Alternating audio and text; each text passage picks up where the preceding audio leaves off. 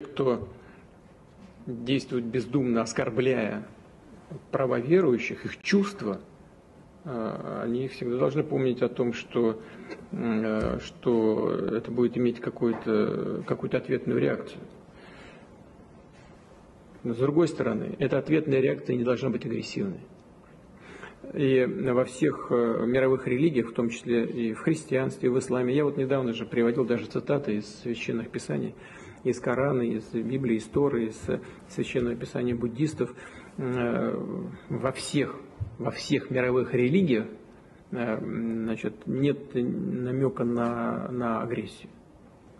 И попирание твоих прав предполагает, что при попирании прав, в том числе прав верующих, реакция не должна быть направлена на лишение жизни человека, что в принципе противоречит самому духу любой мировой религии.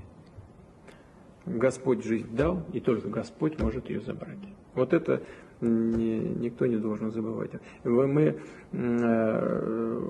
как к этому относятся в России? И вы спросили, а что мы делаем, чтобы такого не произошло? Вы знаете, Россия складывалась изначально именно как многоконфессиональное государство.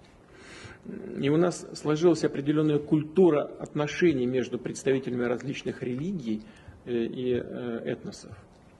Это чрезвычайно важное наследие, доставшееся нам от наших предков.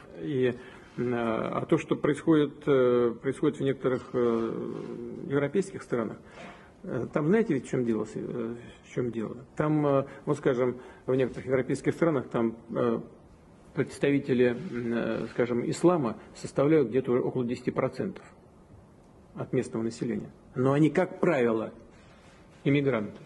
Или иммигранты во втором, в третьем поколении.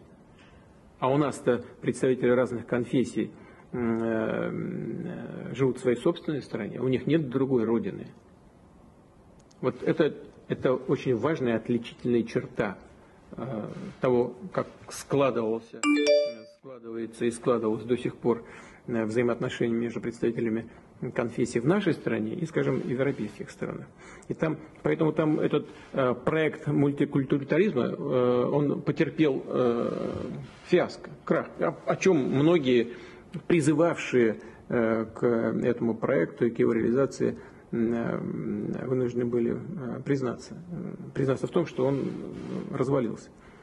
А у нас он сложился сам по себе на протяжении веков, и мы этим очень дорожим.